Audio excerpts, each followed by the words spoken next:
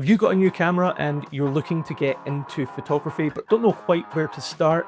Well, in the next few minutes, what you'll learn is the three key settings: ISO, aperture and shutter speed, and what they mean, and how they affect exposure and your creative look. Aperture, ISO and shutter speed are also known as the exposure triangle. They all work together.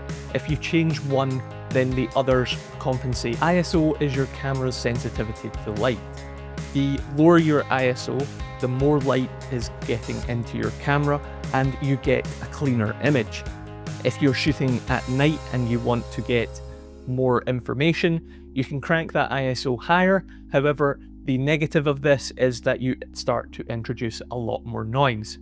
General rule of thumb is, on a bright day outside, you want to shoot between 100 and 400 ISO, and if you're inside, it's 800 to 1600. This is very much camera dependent.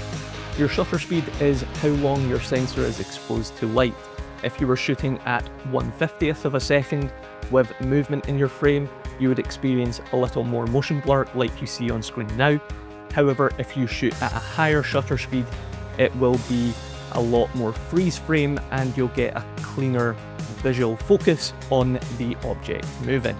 Now, the higher you crank your shutter speed, the more light you need coming into your lens.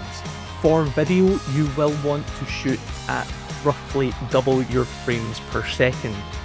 Now, for 24 frames per second, you'd be hitting around 48 or 50.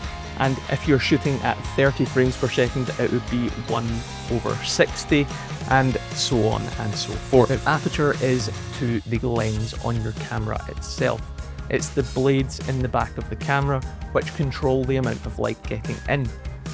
With a low f-stop, you are opening those blades to the widest extent that they can do and allowing the maximum amount of light in, enabling you to get that blurry bokeh background that is so sought after in the likes of cinema and for portraits. On the other hand, if you are shooting landscapes or wide audience scenes and you want to get the maximum amount of depth out of your image, you will shoot at a higher f-stop, which will mean that you have less light getting into your camera, and it means that the depth of the focus is much deeper. A nice quick tip would be, for portraiture, you're wanting to shoot between f1.8 and f2.8, and if you are shooting landscape, it would be between f8 and f11 for the best results. When putting it all together, first you'll want to consider the light within the area that you're shooting.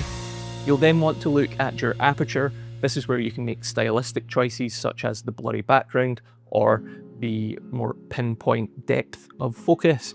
And then you will want to consider the likes of your shutter speed for the subject matter, whether it is sports or whether it is a static image. And only then you will want to consider your ISO. If you found this video useful, please leave a like rating down below. Hit that hype button if you can find it. I haven't found it on any videos yet, personally. And if you want to see exposure in film next, let me know down in the comments, and hit that subscribe button to stay up to date with any future updates.